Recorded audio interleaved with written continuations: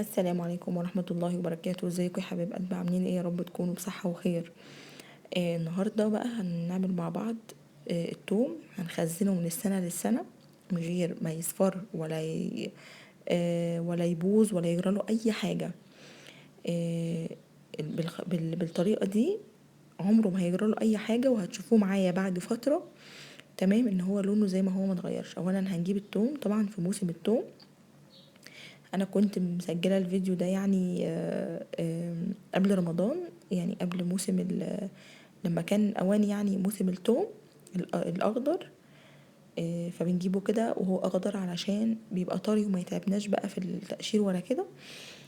وهنجيبه بقى ونقشره. هناخد القشرة الخارجية دي اللي انتوا شايفينها، مش هنرميها، هنعمل بيها حاجة حلوة جدا دلوقتي هتشوفوها. نحطها يعني واحنا بنقشر كده، نشيل القشرة اللي بره دي اللي فيها طينة دي نرميها، ونجيب وهناخد القشرة النظيفة اللي هي البيضة دي اللي بتبقى من جوه دي، هناخدها لحد اخرها تمام. هنفصص التوم لوحده، وهناخد القشرة اللي هي البيضة دي لوحدها تمام. زي ما انتوا شايفين كده اخدناها في حاجة كده نضيفها، نحطها في صاج تمام، او صينية ألمونيوم علشان هتدخل معانا الفرن. تدخل معانا الفرن، ايوه هتدخل معانا الفرن. هنعمل بيها حاجة دلوقتي هتشوفوها معانا تمام. هناخدها بقى نحطها في صاج، وبعد كده بقى شايفين كل الكمية دي. طبعا الورقة اللي من جوه دي ما فيهاش اي حاجة، ما فيهاش طينة ولا اي حاجة، ومش هنغسلها زي ما هي كده لان هي اصلا نظيفة. هناخدها بقى ونحطها في الفرن. في الفرن، ايوه في الفرن. هنشغل الشواية من فوق ونحطها على الرف الاوسط، وكل شوية هنفضل نقلب تمام. هنفضل نقلب لحد ما الورق ده ينشف معانا تماما، ونبقى مولعين من تحت ومن فوق، يعني تحت وفوق او تحت بس.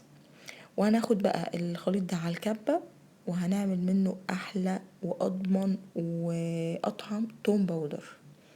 توم باودر، ايوه التوم البودر بيتعمل من القشرة الخارجية بتاعة التوم. للناس اللي متعرفش، مفيش اي حد هيجيب لك التوم الصحيح ويعمل لك منه توم باودر. مفيش الكلام ده. ريحته اقوى بكتير من انسي اي التوم البودر اللي احنا بنشتريه من بره، ده اصلا مش توم باودر. يعني شوفي قارني بين ده وده. طبعا هتستغلي الموسم ده وتعملي كمية توم باودر ممكن تكفيكي سنة كاملة، ممكن تكفيكي من السنة للسنة. انا عملت منه كمية، عملت منه برطمانين كبار بلاستيك كده يعني كبار. خلاص خلصنا التوم البودر بقى. هندخل بقى على التوم هنغسله غسلة كويسة جدا. طبعا هنغسله ونصفيه. ونيجي بقى على الكبة هنعمل ايه؟ معانا سكر، معانا بولة فيها سكر، وبولة فيها ملح، وبولة فيها زيت. يعني طبق فيه ملح وطبق فيه سكر وزيت، بس مش هنحتاج اكتر من كده. دول الثلاث حاجات الاساسية اللي هنضيفها على التوم. هقول لكم كل حاجة هنضيفها على التوم ليه. اول حاجة السكر مادة حافظة للتوم وبتديله طعم حلو جدا لما بنيجي نحمره، وهي المادة الحافظة اللي هنحفظ بيها التوم علشان ما يسودش ولا يصفر معانا تمام. الملح طبعا حاجة اساسية في التوم علشان برضو يحفظه اكتر ويعيش معانا مدة اطول. الزيت بقى ليه؟ علشان التوم ما يبقاش يعني لما اجي اخرجه، لما يخرج من الفريزر يبقى سهل عليا ان انا اخرجه تمام. ما يبقاش متلج بقى معايا وافضل اكسر فيه. لا، انا مسافه هيبقى في الفريزر، بس مسافه ما اخد البطرمان ويبقى متجمد، اقدر ان انا اسحب التوم بالمعلقه من غير اي مجهود تمام. عرفنا بقى الثلاث مكونات ليه، والثلاث مكونات دول الاساسيه اللي انا عملت بيهم طريقة التوم دي، وهتشوفوه بعد فترة معايا. يعني انا دلوقتي انا عاملة الفيديو ده تقريبا قبل رمضان، بس مش فاكرة امتى، يعني شهر كان موسم بقى التوم اللي هو بعد شم النسيم. أه لا مش لا قبل قبل شم النسيم كان في موسم التوم بقى، انتوا عارفين امتى تمام. دلوقتي بقى انا في شهر يعني دلوقتي انا عدى عليا، يعني انا دلوقتي في شهر 8 تمام. اللي هو بعد رمضان بقى وبعد عيد الفطر وعيد الاضحى. وهوريكم بقى التوم شكله ازاي وان هو مصفرش معايا ومحافظ على لونه. انا هاخد كمية من التوم، انا غاسله التوم طبعا وحطاه في مصفى جنبي يتصفى. باخد بقى كمية من التوم ومعلقتين، معلقة سكر ومعلقتين ملح ومعلقتين زيت، وهضرب في كل كمية. هاخد كل كمية توم هاخدها، تمام، هحط نفس المقدار. انا هخليهم على جنب، خلاص انا حطيت المقدار ده هضرب، تمام. وبعدين في بولة بقى نضيفة علشان اضيف فيها بعد التوم ما يخرج ما يتفرم، هضيفه بقى في البولة بنفس الشكل ده.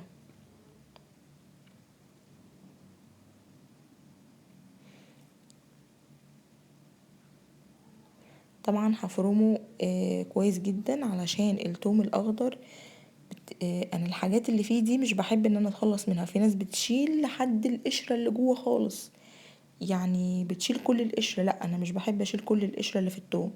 هي التومة كده يتفصص بس من بعضه وخلاص. هو ميزة التوم الاخضر كده ان هو بيبقى سهل علينا واحنا بنقشره، مش هنجيب بقى القشرة اللي تحت، تمام. وبتبقى ريحته طبعا قوية جدا عن التوم اللي عن لما بينشف، او التوم اللي بنجيبه من بره اللي بنشتريه اللي هو الصيني ده طبعا توم بلدي، فريحته بتبقى افضل من التوم اللي احنا اللي هو الصيني، بيبقى ملوش طعم في الاكل. فاحنا نجيب بقى كمية وبيبقى رخيص جدا، فنقدر ان احنا نجيب كمية في الموسم بتاعه ونشيلها في الفريزر، تمام، تكفي معانا من السنة للسنة. هتكفي معاك، تنفعك في حاجات كتير جدا. لما بيكون في توم في الفريزر بنبقى كده اللي هو ايه، زي ما يكون اهم من زحة علينا، بتبقى بيسهل لنا حاجات كتير، تمام. يمكن احنا البصل مش صعب، بنقشره ونحطه في الكبة وخلاص، لكن التوم بقى لسه بنقشر وعاوزين نعمل اي حاجة، اي حاجة بنعملها يعني في المطبخ بتحتاج توم تقريبا. معظم الحاجات يعني معظم الحاجات الكتيرة بتحتاج توم. هنا بقى هعمل ايه علشان التوم؟ في ناس بتقول انا عملت التوم وكويس جدا معايا، وبعد ما يعني خلصت الكمية، تمام، لقيته لونه غير معايا. ليه بقى؟ احنا اول ما او هنقول مثلا في حد هيقول لي انا مشيت على الخطوات كلها وبعدين لقيت برضو التوم اصفر معايا وغير لونه. ليه بقى؟ هقولك ليه. علشان معظم الناس لما بتفرم التوم بتجيب حاجة كده، تمام، بولة جنبها او اي حاجة، وبتضيف التوم في البولة دي، وبعد ما تخلص كل الكمية بتحطه بقى في بطرمانات او اكياس. في الفترة دي التوم بيتأكسد فبيغير لونه، انت بتقعديه فترة على بال ما بتخلصي كل الكمية دي، بيغير لونه في الفترة دي، تمام. فاحنا هنعمل ايه؟ كل كمية نخلصها هنجيب بطرمان زي ما احنا شايفين كده ونحط فيه كل الكمية اللي خلصناها. يعني احنا هنعمل الكمية، مش هنسيبه كده، يعني مش هنحطه في بولة ونسيبه او نحطه في اي حاجة ونسيبه جنبنا لحد ما نخلص الكمية، لا، احنا هنخلص الكمية ونشيلها على طول، تمام.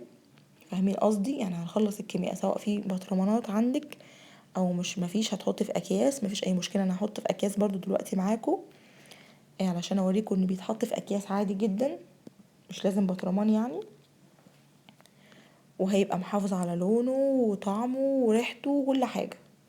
بس اهم حاجة الاكياس تبقى نلفها كويس جدا علشان ما تطلعش ريحة في الفريزر، تمام. هنقفل بقى على البطرمان وهنعمل باقي الكمية كده، احنا حافظنا عليه.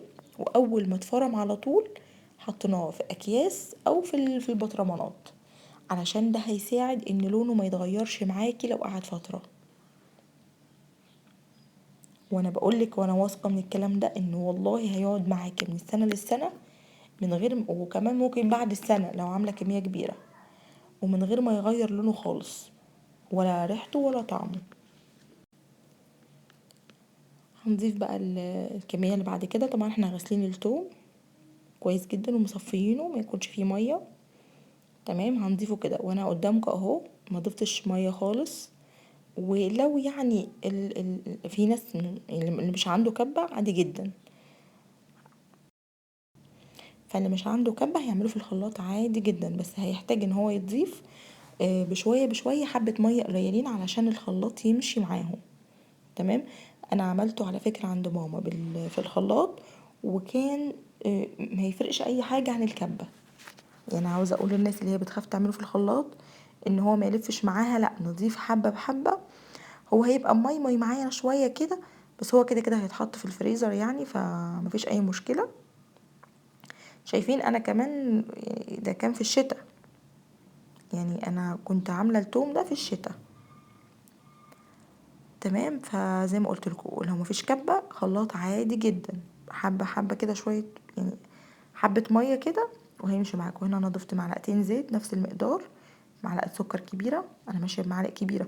وطبعا كل معلقة، كل بولة حاطة فيها معلقة لوحدها. تمام. كده خلصت بقى الكمية دي بقى انا هشيلها دلوقتي حالا. انا بس عاوزة اوريكم شكله وقوامه ولونه. الحاجات الحمرا دي في توم بيبقى احمر، طبعا انتوا عارفينه. فالحاجات الحمرا دي من التوم، ملهاش علاقة بأي حاجة. هنا بقى انا عملت كمية البطرمانات دي، وما كانش عندي بطرمانات تانية، هم 4، وبعدين كملت في كاس تلاجة عادي جدا، وهقول لكم دلوقتي هنحطها ازاي. تمام. هنا 4 بطرمانات معايا، والباقي بقى هنضيفه في اكياس، وهتشوفوا دلوقتي هضيفه ازاي. شايفين اهو انا ضفت الباقي في اكياس اهو، وقفلتها. هوريكم دلوقتي انا عملتها ازاي. انا حطيتها في الكيس وبططتها كده شويه، خرجت منها كل الهواء. اهم حاجه ان يخرج منها كل الهواء، علشان لو دخلها هواء برضو لونه هيغير. خلي بالكم الهواء ده علشان لونه يحافظ على لونه ما يغيرش وطعمه. تمام. وهنقفل الكيس كده وهنضيفه في الفريزر كده فوق بعض. تمام كده الكيس مقفول كويس، مش هيخرج معانا اي ريحه في الفريزر. مش لونه مش هيغير. تمام. يبقى انا عملت كده البطرمانات وعملت الاكياس معاكم. ده ينفع وده ينفع، مفيش اي مشكله خالص من الاكياس. بالعكس بتبقى سهله جدا. بتطلعي الكيس، تمام، ممكن تطبقي الكيس ده على 4. تمام. بتطلعي الكيس، بتطلعي منه التوم اللي انت عاوزاه، وبتلفيه تاني زي ما هو، وترجعيه على الفريزر. تمام. اهم حاجه ان التوم ما يبقاش تحت في التلاجة من تحت، علشان ما يغيرش لونه، يبقى في الفريزر. دي الكميه اللي طلعت معايا. جربوا التوم بالطريقه دي وان شاء الله هيعجبكم.